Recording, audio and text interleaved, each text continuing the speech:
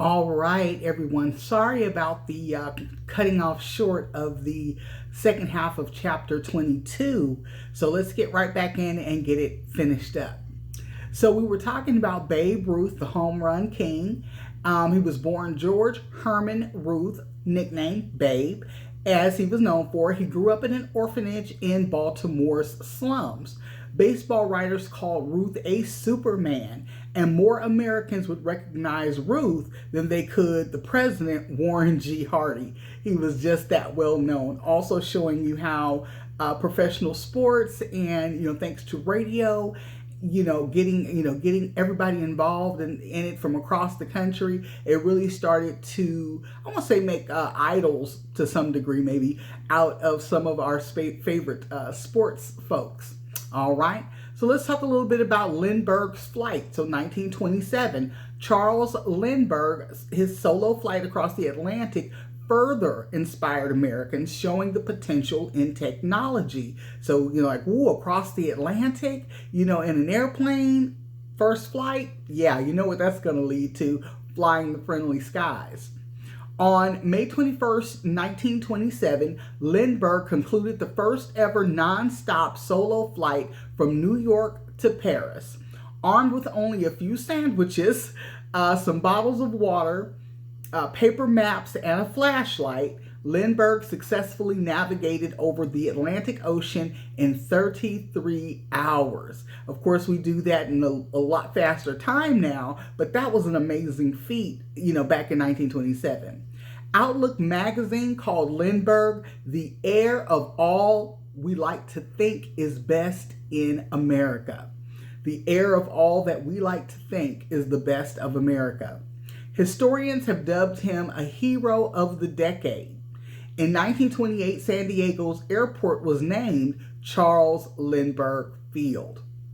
Overall, pop culture in the 1920s provided an avenue for escapism and a sense of hope for a bright future. So between the technology, the music, changes socially, politically, all these things are kind of happening all at once. Some folks are starting to feel a lot more hopeful than they were, in the previous decade before the war. So let's talk about the new woman, okay? The 1920s saw the emergence of a new type of woman known as the flapper, who challenged societal norms by adopting unconventional behaviors and styles. Young American women had helped usher in a new morality that permitted women greater independence, freedom of movement, and access to the delights of urban living. Sorry about that. I think that maybe somebody's life is about to be saved out here if you can hear that siren. Young American women had helped, I'm sorry, I just read that. While this represented a form of liberalism, it also reinforced stereotypes of female carelessness and consumerism. So the Chicago Tribune actually wrote this quote: "Today's woman gets what she wants: the vote, slim sheaths of silk to replace voluminous petticoats, so the large, lots of fabric clothes that we used to wear, glassware in sapphire blue or glowing amber, the right to a career, soap to match her bathroom's color scheme." Like, all of these things were coming out kind of aimed and directed towards women and consumerism. And some folks were saying, okay, yeah, that's okay, but you're kind of warning or cautioning against too much of that, catering and placating to the whims of women. Too much. It was going to, they felt, would cause some social disruption. And I can't say that I disagree, here 100 years later. But that was definitely something that was coming into the forefront and people were noticing it. All right. So let's talk a little bit more about the Flapper Girls and why, again, they sort of epitomize the 1920s, the female mindset moving forward, if you will, with a woman-led agenda. So with bobbed hair, short skirts, makeup, cigarettes, and a carefree spirit, flappers captured the attention of American novelists such as F. Scott Fitzgerald, who wrote The Great Gatsby. Rejecting the old Victorian values of desexualized modesty and self restraint, young flappers seized opportunities for the public co ed pleasures offered by new commercial leisure institutions such as dance halls, cabarets, Nickelodeons, not to mention the illicit blind tigers and speakeasies that were spawned by Prohibition. So, the 18th century, the idea of women, it also came with modesty. It wasn't just, women staying at home, cooking, cleaning, being wives, housewives, or whatever. It also spoke to kind of how women should carry themselves. So even with the upper middle class, the upper middle class women who were involved in a lot of social agency, they did not turn their backs on certain gender specific ideals, like how to dress properly, dresses that were longer, covering yourself up well, in an attempt to be modest. The flappers were having none of that. Short skirts with that shimmied around when you walked and you moved and you danced. So, to bring more attention to you. So that was a huge departure between the 1920s and what we'd seen prior to the 1920s. So here are some contradictions, though, for the new woman. Experiences of women vary greatly based on factors such as race, class, ethnicity, and marital status.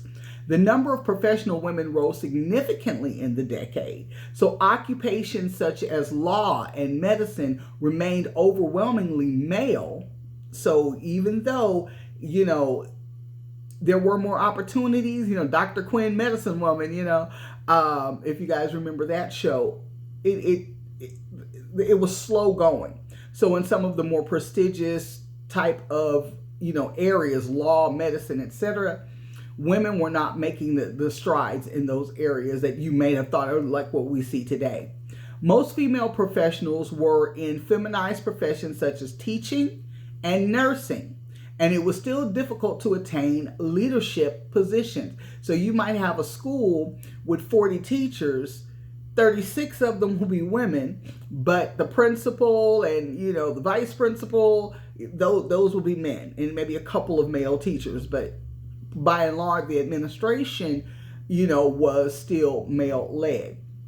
For many minority women, work outside the home was not a cultural statement, but rather a financial necessity, or sometimes both. And physically demanding, low-paying domestic service work continued to be the most common job types for particularly Black American women. You really didn't have a whole lot of opportunities beyond being a cook or domestic servant, a nanny, housekeeper, maid, things like that. Again, me going back to a little bit of pop culture, there was a movie with Ray Liotta and Whoopi Goldberg called Karina Karina. And in it, she ends up getting a job as his housekeeper nanny to his little girl after the mother had passed or whatever. But she was college educated. So this was the only job she could get, even with a full-on degree. Okay, so even for the young middle-class white flapper types, they took jobs as clerks, secretaries, the hello girls we were talking about a little earlier, in the phone operators and things. So they had professional ceilings. So there was only so far they could go in those industries. New patterns of consumption gave married women more power and arguably more autonomy. However, new household technologies and philosophies of marriage and child rearing increased expectations, further tying these women to the home. So even though, yes, you had women with opportunities to work, and you had birth control, was coming into existence, if you will. So it's like I can control when I have children, or the amount of times I get pregnant,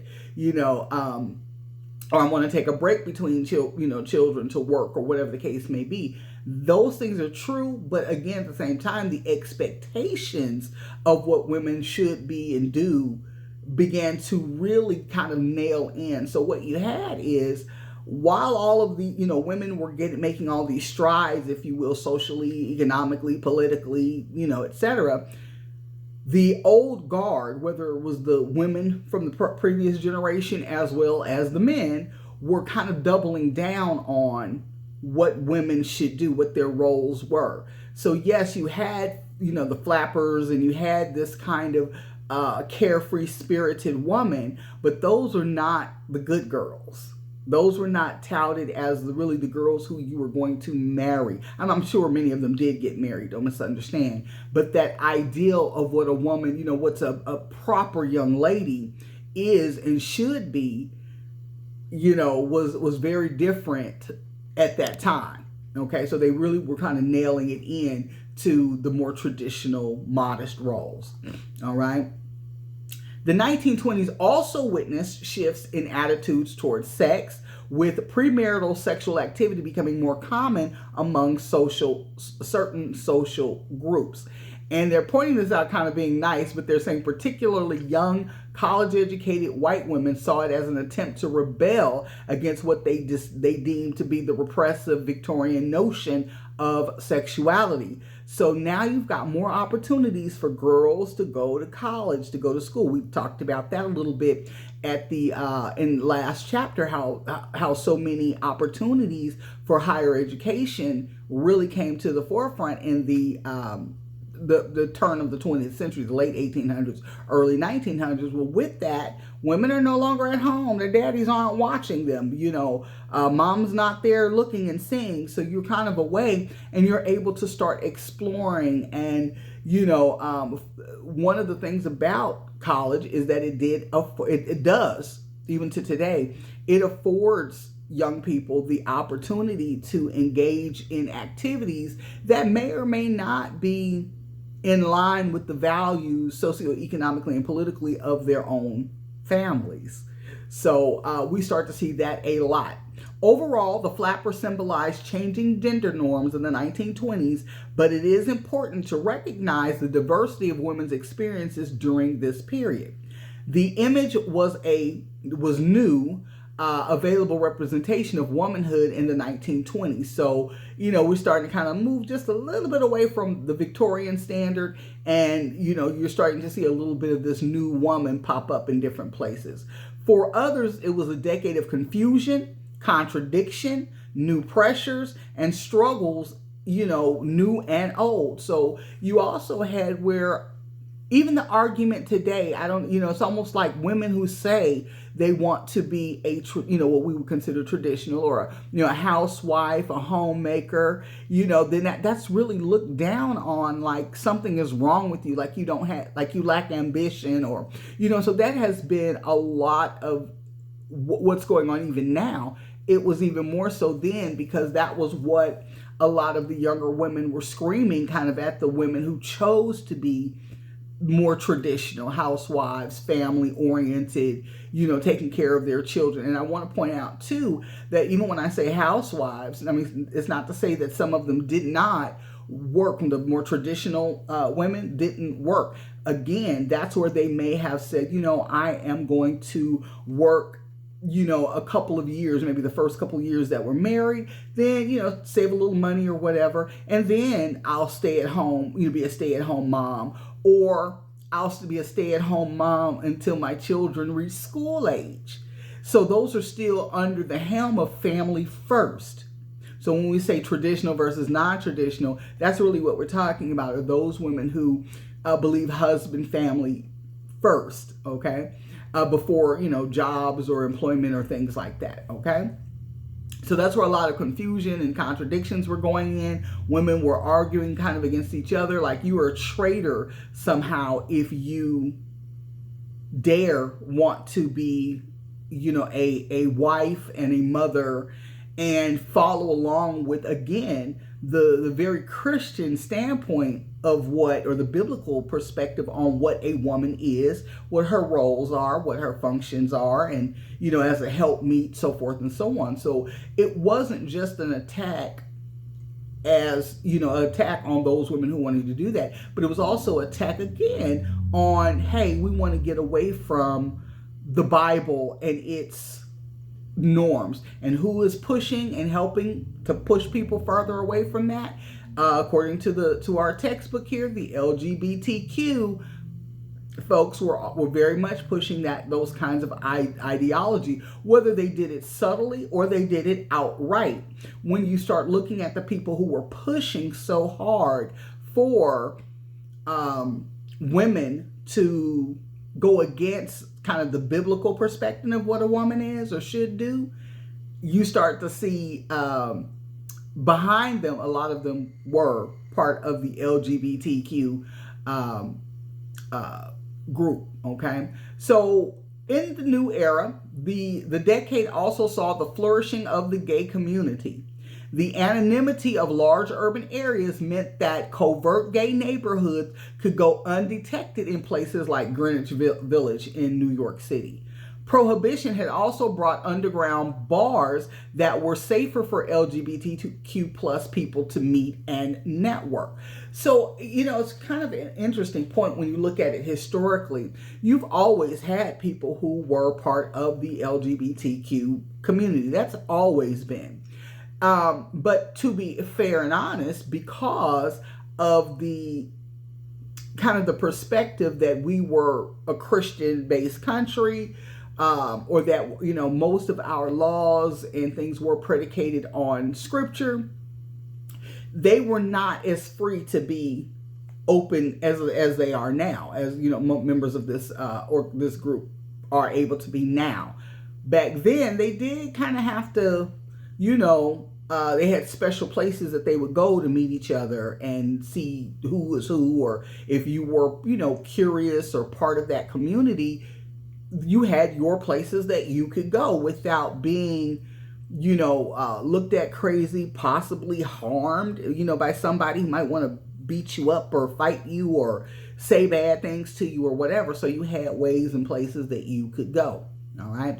Magazines like The Friendship and the Freedom, it's called The Friendship and Freedom and Vice Versa, and Radcliffe Hall's lesbian-themed novel, The Well of Loneliness, attracted sufficient attention. So in publications now, their experiences, their thoughts, desires, etc., they're putting in print, and they're having their own magazines. They're having, their own writers put out different books. Okay. So writer and wit Oscar Wilde popularized wearing a green carnation as a gay symbol in 1892. So even like with Oscar Wilde, one of the most prolific, well-known writers in the latter part of the 1800s, being a gay person, he started wearing the green carnation. Kind of that was the symbol, the wink, the hey, I'm part of that community. So that was kind of, when we say coming out of the closet, signaling to other people who may share that, share that community. Okay. After World War I, a scandal rocked the Navy as multiple sailors were caught in sexual relations at a YMCA near Newport, Rhode Island in 1919. So again, the very popular song YMCA, when you ever watch that, now while all of the members of the group were not particularly gay, but they were in solidarity or supporting of, and it became kind of a theme song of sorts for the LGBT community. All right. So nearly 24 sailors faced court-martials and were sentenced to many years in prison, while clergy and civilians escaped major consequences. Now, mind you, notice that there were clergy and civilians who were also involved in the LGBT community as well, what we would call on the down low. Well, so when the Navy members, when the military men were caught in some things, they faced prison. So they faced some really harsh punishments, while regular folks and even the clergy, so how hypocritical is that, kind of didn't face much. So gay males who had to contend with the increased policing of their daily lives, especially during the Red Scare, when anything un-American was seen as radical and dangerous. So again, here's another level when we talked about, again, with the Red Scare, communism.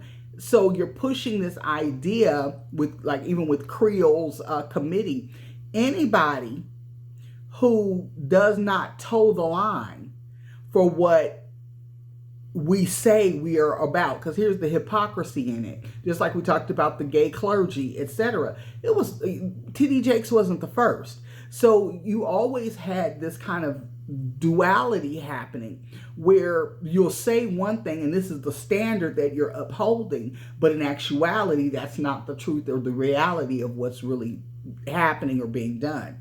So during this time, like I said, even going back into the Creel Committee, where you start now, deputizing people's neighbors against them. Oh, I saw them, there were two men walking into to a house together. They may be homosexuals. So you demonize and you criminalize activity that, and again, whether you think it's right or wrong, but it's a reality. People indulge in whatever they want, things that they do.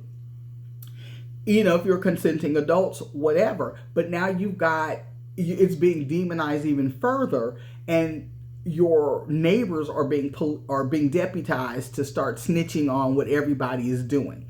So that becomes a real issue, and for people in the LGBT community, it was a real problem during that time, because now you've got everybody watching everybody for any signs of communism or diversions off of what is supposed to be the American standard. Like I said, the most interesting piece, or the most important piece to understand, is that even with the so-called American standard, it was not true. It wasn't really based in reality. Okay. So you had increased sexualization of women brought new scrutiny to same-sex female relationships. The term lesbian was first used by sexologist Havelock Ellis in 1897. It was interchangeable with sapphist, so a sapphite, okay, coming from which means sexual deviant. It comes from the Greek island Lesbos, where one of the first famous lesbian writers, Sappho, lived. So Sappho, sapphite, that's where you get that from, okay? Now, let's talk a little bit about the new Negro. The iniquities or immoral, unfair behavior of Jim Crow segregation, the lynching epidemic, the 1919 Red Summer, weighed heavily upon the Black Americans as they entered the 1920s. The relentlessness of racial violence awoke a new generation of Black Americans to new alternatives. So the Great Migration during World War I had pulled enormous numbers of Black Southerners northward. Remember, as many whites left, Chicago and New York and these areas to go and, fight in the war, those jobs were vacated and many blacks moved. So that was another huge migration, this being the what they would consider the Great Migration. So you actually had that wave, not to be confused with the Exodus that we talked about on the heels of Reconstruction in 1877. Okay, so between then and 1885, millions of blacks, many black people left the South then. But they headed west then. The Great Migration, they moved north. Okay, so you start seeing them north and slightly Midwest. So we start seeing Chicago, Detroit, New York, areas like that. Okay, as cultural limits loosened across the nation, the 1920s represented a period of self-reflection among African Americans, especially those in northern cities. So we have talked extensively about the Tulsa Massacre in 1921, just the decimation of Black Wall Street, okay? Again, folks could not stand, that so many blacks were living and flourishing on their own terms without the intervention or support from white people. They was like, okay, we don't need your money, we don't need your welfare, we don't need your this or that. They were doing their own thing, which really kind of flies in the face of all of their pseudoscience where they were trying to say black people were genetically inferior or intellectually inferior to white. So we can see in every one of these cases where blacks kind of separated themselves and were doing very, very well. So of course we can't have that, so we have to bomb it. So that was basically it. We talked a lot about that in a little bit earlier. Let's talk about the Harlem Renaissance. All right, it's what they call the New Negro movement. So New York City's Harlem district experienced significant growth in its black population. Like we just said, many, many blacks left the South, right, and went north for job opportunities, especially during the wartime. And one of the areas that they, kind of congregated in, and we're talking about New York, one of the districts, was Harlem. Okay, so New York, the city's black population grew by 257%. I mean, huge growth explosion, right? By 1930, some 98,620 foreign-born black people had migrated to the U.S. So you also have blacks from Haiti, Jamaica, those areas, still part of the diaspora, still the same people, okay, biologically and racially the same people, but their experience during the transatlantic slave trade took them into the Caribbean primarily. So you had, blacks from the Bahamas, from Turks Caicos, from, all these different areas in the Caribbean moving into New York and into that Harlem area.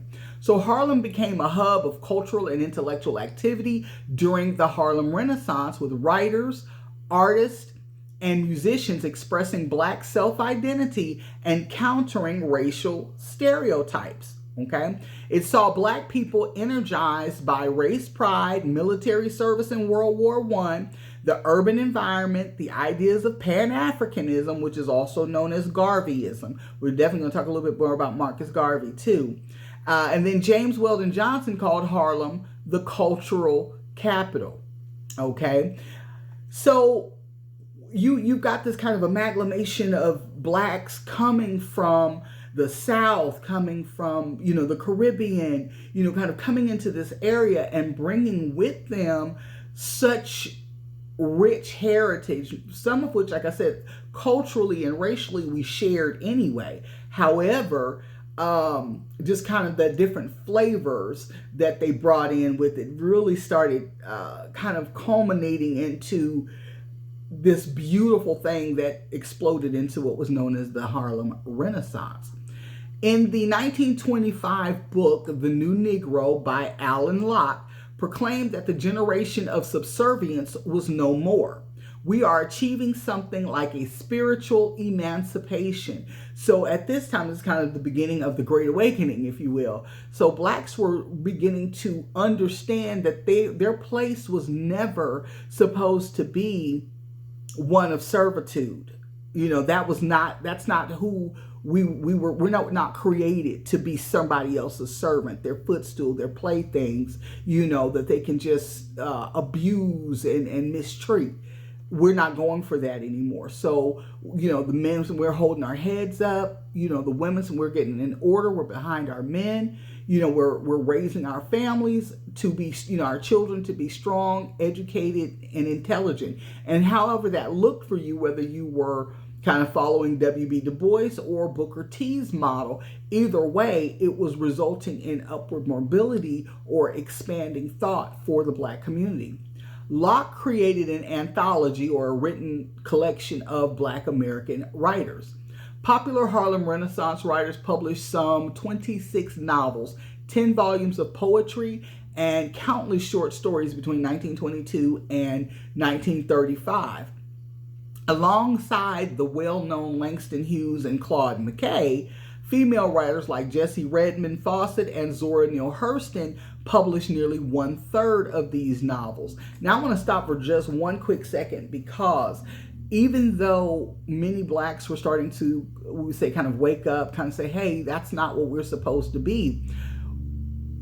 When you go back and you look at we didn't have publishing houses ourselves. So if our books were being published or whatever, that had the influence of whoever owns the publishing houses. And as we know, the vast majority of all media, even to today, who own those were owned by Jewish, people. So they wanted to see or push certain things in the Black community, certain ideas is what they wanted kind of pushed out. And with Langston Hughes and W.B. Du Bois and all of these folks with, writing, they wanted to keep Blacks almost in this idea of, yes, we're not supposed to stay in servitude, but we're victims. We're victims. So everything they were writing was pushing kind of this victim ideology, so much so, and if anybody's interested, they can go and check this out, with Zora Neale Hurston, her books, From Their Eyes Were Watching God, etc. All of her books had a very different, very pro, self-sufficiency type of thought process and model.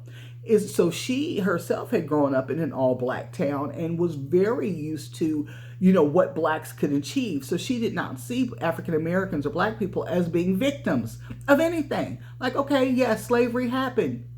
It did. It's horrible. And we should get some reparations.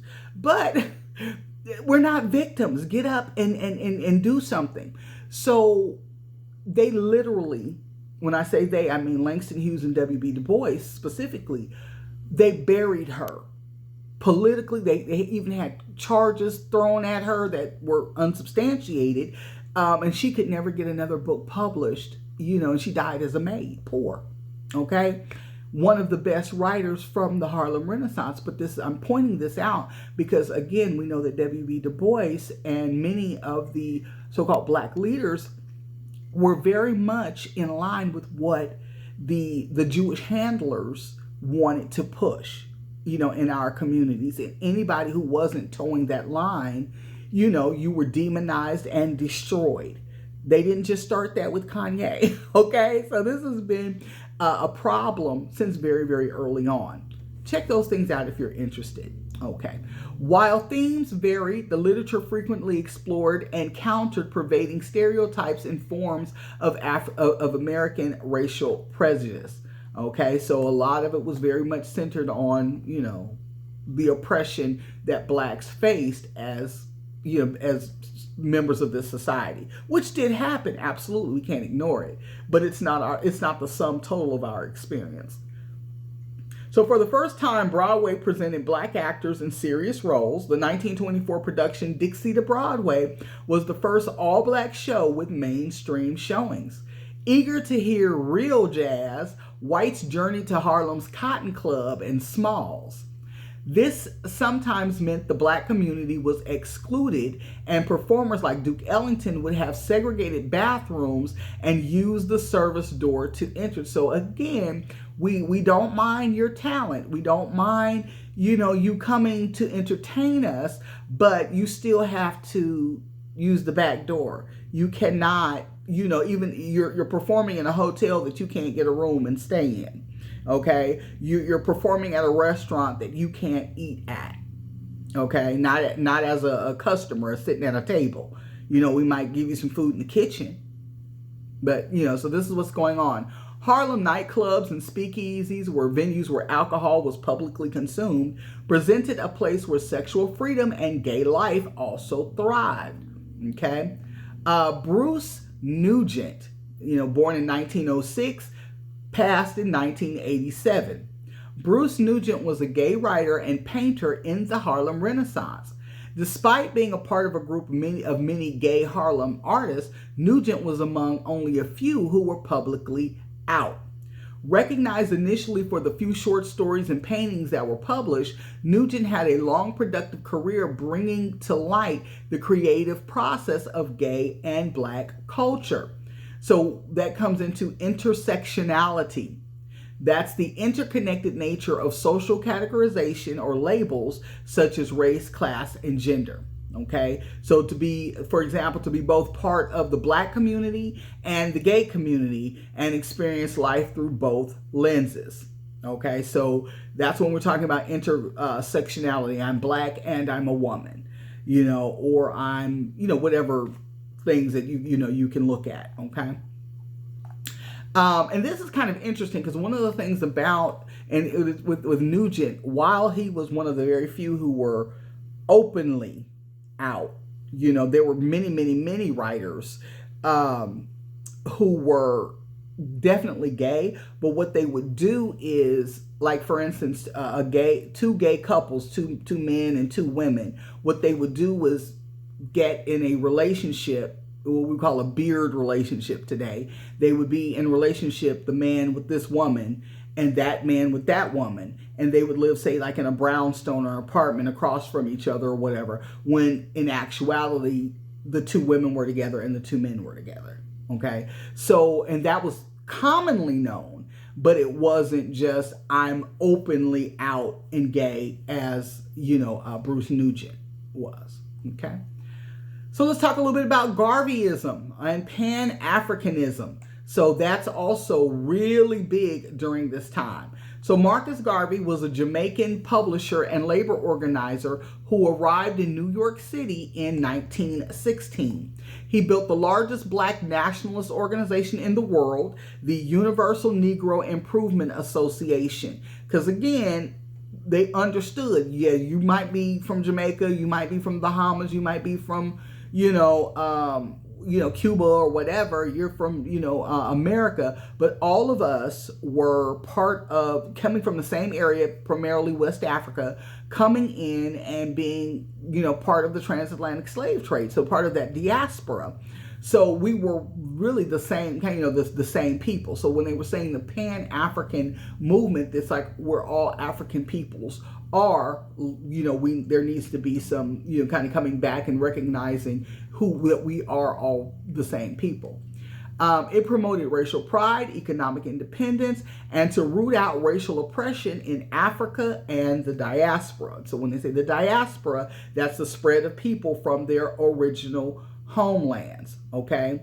Which, if you go back into the Bible, right, that was part of the curse that the children of Israel were going to have to endure, was being spread to the four corners of the earth, for the disobedience and falling away from, the covenant we had with our God, the God of Israel.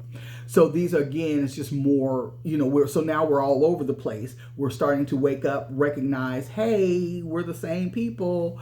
So that's what we're talking about. So the people at this time still in Africa, and people who were part of that movement. Headquartered in Harlem, the UNIA published a newspaper called Negro World and organized elaborate parades in which members known as Garveyites dressed in ornate militaristic regalia and marched down city streets. UNIA criticized Du Bois in the NAACP. They also criticized Booker T. Washington's industrial education model and any approach that relied on whites. So again, this is very much lockstep. Look at the timing and everything with how black cities and townships were starting to really flourish, kind of, already the precursors of being self-reliant, all right? Because that had been really the best model for these black towns. They weren't getting any support from, from government or from whites or, or anybody. They were making it happen themselves, and they were thriving. So, and by the time Garvey really gets going, he's pushing that even wider. So let's do it on even a larger scale, right? And in the meantime, we are criticizing, like I said, Du Bois and Booker T. Washington at the same time, okay? In 1919, it announced the Black Star Line, part of a Return to Africa movement to reject the U.S. and move back to the African continent. Although that's where we were taken from and brought here, and in the diaspora spread about. That's not how we started, but that's another story. But we were primarily, like I said, coming out of West Africa. He wanted, let's go back to Africa. So Garvey's movement faced criticism and eventually declined, but it left a lasting impact on Black consciousness. He inspired the likes of Malcolm X, whose parents were Garveyites, and Kwame Nkrumah, the first president of Ghana. Now, again, when they said it eventually kind of declined, they did the same thing they did, like I was just mentioning with Zora Neale Hurston. They trumped up some charges, lied on him, and said that he was embezzling money, that his it was a scam. And that was all done by the government. Now, this is not a secret. It's not conspiracy. This is literally what happened, where the United States government set out to destroy him and his reputation. Why? Because Black people were actually leaving the U.S. Now, for as much as we see even from a government standpoint, the laws that are passed and everything else are very anti-Black man, very anti-Black people, period. We don't want you to leave because we need you here so that we can continue to exploit you. Okay? We need somebody at the bottom so we can stand on. A strong people who, that we can stand on. Well, like I said, many Black people said nope. They left and started forming their own towns if they stayed in the U.S., or they would just completely leave the U.S. altogether. Well, we absolutely cannot have that. All right. So let's move on. Let's talk about culture war. All right. So the 1920s were also a time of cultural change, but also a challenging period for radicals, immigrants, and modern ideas. Sacco and Vanzetti case. Let's talk about that. Nicola Sacco and Bartolomeo Vanzetti were Italian immigrant anarchists who were arrested and charged with killing a guard and stealing money during an armed robbery in South Braintree, Massachusetts in 1920. Now, this is how we even put it in our work. We're calling them anarchists. Okay? Despite shaky evidence and later confessions from the mafia that the two were not involved, right? They were nevertheless sent to the electric chair in 1927. Okay? So so there's more going on. I need to get rid of you. We are going to come at you, and it doesn't matter if you are found innocent or not. First, you're guilty until proven innocent. And even when you're proven innocent, that doesn't mean anything. We're still going to do away with you. So when you're calling them anarchists, that's very clear, because these individuals, these two men, were involved in activities that were to uplift and strengthen, their community. And that was not in lockstep or in agreement with what the government or the larger, power brokers were interested in. So like we said before, freedom of speech is only valid if you are saying what the powers that be want you to say. Well, unfortunately, they were not, and they had to pay for that with their lives. The executions sparked protest around the world, with many claiming unfair trials and racial prejudice. Vanzetti is quoted as saying, "This is what I say. I am suffering because I'm a radical, and indeed I am a radical. I have suffered because I was an Italian, and indeed I am an Italian." So he's pointing out, look, the reason you're doing this is because I'm not lockstep with the program. Okay, and I'm Italian. So we definitely see, it wasn't just, I know we sometimes think that only Black Americans were kind of swept up into this, but there were other ethnic groups, especially the lower echelon of those groups, who were also being set upon. Okay. So let's talk about nativism and immigration quotas. Many middle-class white Americans blamed immigrants and Black migrant workers for the changes happening in the United States. Congress passed the Emergency Immigration Act in 1921. National Origins Act established permanent country of origin quotas, meaning a limited quantity. We only gonna let so many come in. The number of immigrants annually admitted to the USA from each nation was restricted to 2% of the population who had come from that country by 1890. So if before 1890, 100,000 people had come, well, only 2% per year of that 100,000 can come in. Okay, so that's what we're looking at. By pushing back 3 decades past the recent waves of new immigrants from Southern and Eastern Europe. Notice how they're very, very specific here. So all white people are not equal. So we're not talking about the Western. There's no restriction on Western Europeans. So you can come from Britain, you can come from France, you can come from those areas, but you cannot come from Eastern Europe. You cannot come from the Slavic countries. You cannot come from, Russia and some of these areas, Germany, etc.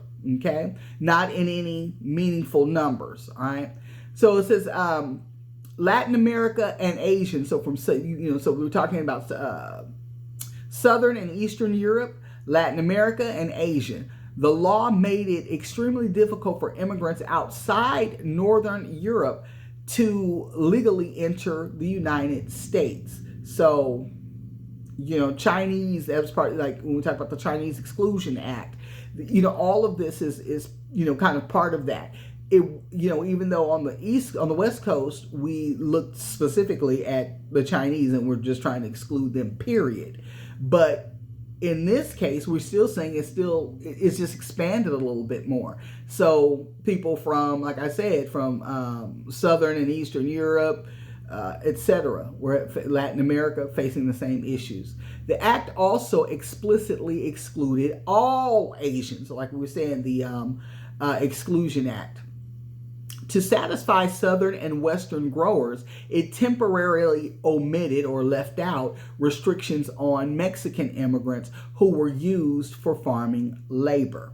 Okay, so just like we were saying, some of the argument is now, with when we're talking about immigration or whatever, but we need that labor, or it's still desirable to exploit certain groups of people and their labor. So we'll let them come in and then send them back. Or we'll let them, when we need them, come, but when we no longer decide we need you, you have to go. It's just that same game. Same thing they did, like I said, that started kind of the riots for the summer of 1919 after the World War I ended, with blacks who had moved to the northern cities for work. Same thing. Okay. Not a whole lot left here. Let me see. I have the fundamentalist Christianity. Christian fundamentalism in the early 20th century was driven by concerns over immigration, Catholicism, Judaism, relaxed sexual mores, and increased social freedoms.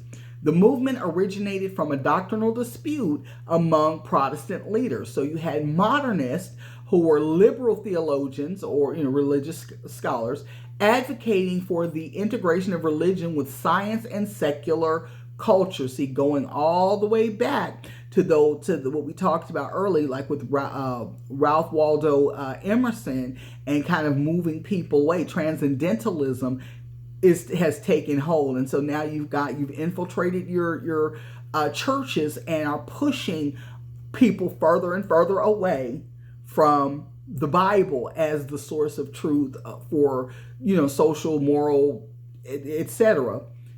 You're pushing them into away from the Bible as the standard for something else. Okay. Now, some argue Christian doctrines about the miraculous might be best understood metaphorically, not literally. So again, like when it said, Christ healed someone, that's what it said. That's what it meant. That's what it is. Well, they're saying, oh, well, that's more metaphorically, it's an allegory. No, it said what it said. The publication of the Fundamentals by A.C. Dixon, funded by oil barons Lyman and Milton Stewart. Again, who's paying for it? So the agendas are all being backed by certain groups of people. You know who they are. Became the foundation of Christian fundamentalism. So contributors agreed that Christian faith rested on literal truths, that Jesus would physically return to earth, and that the Bible was inerrant, meaning there were no errors made. It is the holy and infallible word of God, period. That is what they are saying.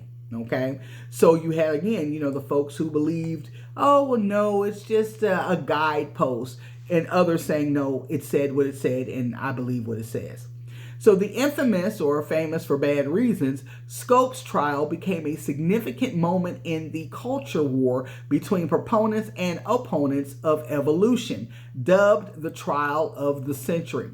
So John T. Scopes was being tried for teaching his students evolutionary theory in violation of the Butler Act in Tennessee. Now, the Butler Act of Tennessee said it forbid teaching any theory that denied the divine creation of man as taught in the Bible.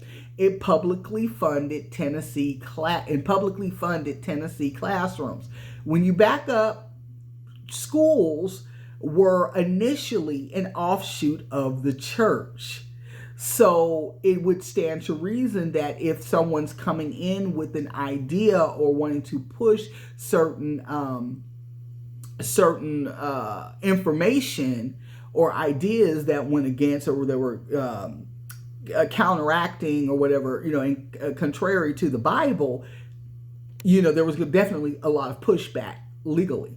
So the American Civil Liberties Union, the ACLU, took the case, hoping it would lead to an eventual Supreme Court ruling. Clarence Darrow, defending the teaching of evolution, clashed with William Jennings Bryan, who defended biblical literalism.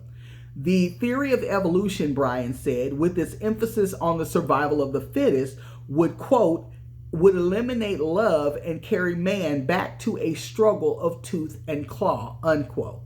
Darrow fought for academic freedom and the corruptive potential of religious education. So with evolution, it said newspapermen and spectators flooded the small town of Dayton, Tennessee. Americans were glued to their radios and debated amongst themselves. Although the trial resulted in a guilty verdict for John T. Scopes, the fundamentalists were seen to have suffered a public relations defeat. Bryan often could only cite his faith in miracles in explaining the creation of the earth, leaving many on the side of Darrow, who asked poignant questions. Modernists nicknamed it the monkey trial. However, fundamentalism regrouped and built a strong subculture in small towns, eventually reemerging as a prominent force in later years. And those later years really did come into like the 1980s, when you kind of saw this resurgence of Christian fundamentalism. You really start to see that. We'll talk about that later when we get into Reagan and so forth and so on. Okay. Let's see here. Two events, so we're kind of getting into a little bit more, talking about the KKK and some other things. So two events in 1915 were widely credited with inspiring the rebirth of the Klan. The lynching of Leo Frank, who was a Jewish man who was convicted for very heinously murdering a 13-year-old girl after a mob kidnapped him from prison to execute him. And then the release of The Birth of a Nation, a popular Reconstruction era Klan film. So you saw the new KKK kind of come up based on that. So again, like I said, this particular Jewish guy, Leo Frank, he definitely he had murdered this 13-year-old girl, and the Jewish community rallied around him to protect him. So what ended up happening is you had a mob go ahead and kidnap him and, to execute him. All right. Which I find very, very interesting, because the Ku Klux Klan publicly hates Jewish people, but one of their founders was very much Jewish. Albert Pike is Jewish, and many of the other founders of the Ku Klux Klan. So I find that to be a very interesting point here. So Colonel William Joseph Simmons organized what is often called the Second Ku Klux Klan in Georgia in the late 1915. The Klan targeted various groups including black people, immigrants, Catholics, Jewish people, and feminists. The Great Migration caused membership to soar outside the South in Philadelphia, Detroit, Chicago, and Portland, many of the cities that we just talked about blacks moving to during the Great Migration. Klan endorsed mayoral candidates won in Indianapolis, Denver, and Atlanta. All right. The KKK expanded beyond the South, recruiting members through fraternal organizations like the Freemasons. They were modeled exactly after the very people who established them, but of course, it's slightly different, but it's based on the same type of order, many of their rites and rituals, etc. Okay, so they do this through organizations like Freemasons, churches, and social events. The Klan also enticed people to join through large picnics, parades, rallies, and ceremonies. The Women of the Ku Klux Klan was established in 1923 as a women's auxiliary and headquartered in Little Rock, Arkansas. This is really going to be very telling and very important, because even as we start moving into the desegregation area, we're going to talk about in a little bit in a couple of chapters, you start to see many of these women that they're sending into the black communities as teachers, nurses, etc. Many of them were part of the women's auxiliary of the KKK. They weren't there to be nice to our children. So that's another piece we're going to explore a little bit more. They soon had chapters in all 48 states, even attracting women who were already part of the Prohibition movement, the defense of which was a centerpiece of Klan activism. So even like I said, even the women who were part of the Prohibition, racism didn't have anything to do with that. They were still could be very, very much racist or against other groups of people, and because we say racism very loosely.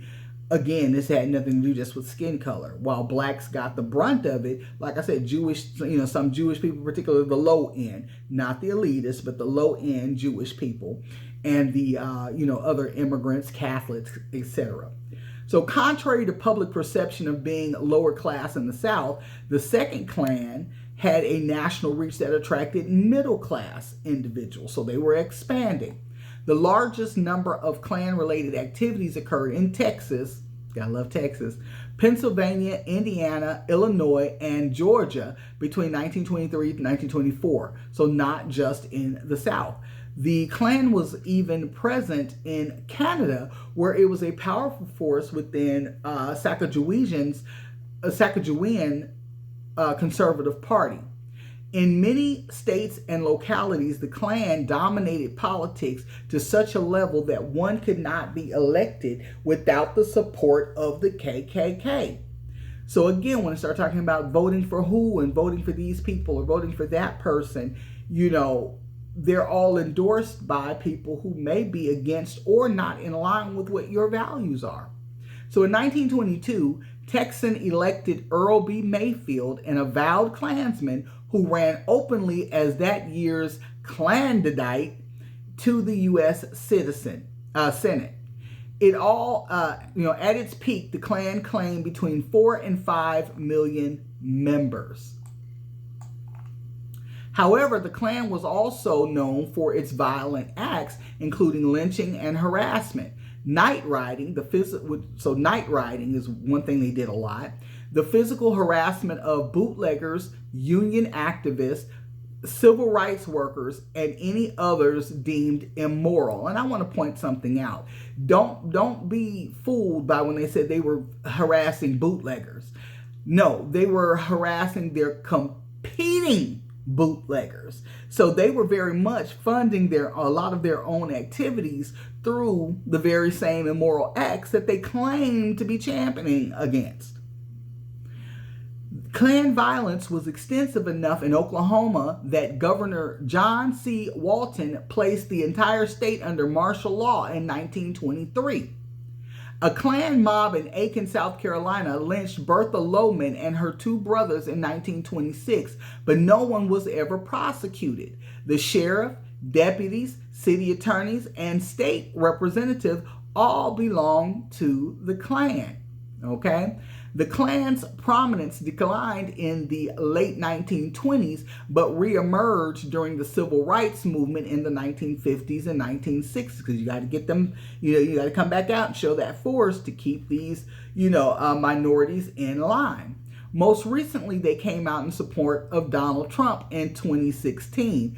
Trump denounced this endorsement, claiming racism is evil in all its forms. But again, it's very interesting because, again, that was a joke to do that, because since its inception, the Ku Klux Klan has always been part of the Dixiecrats, the Democrats.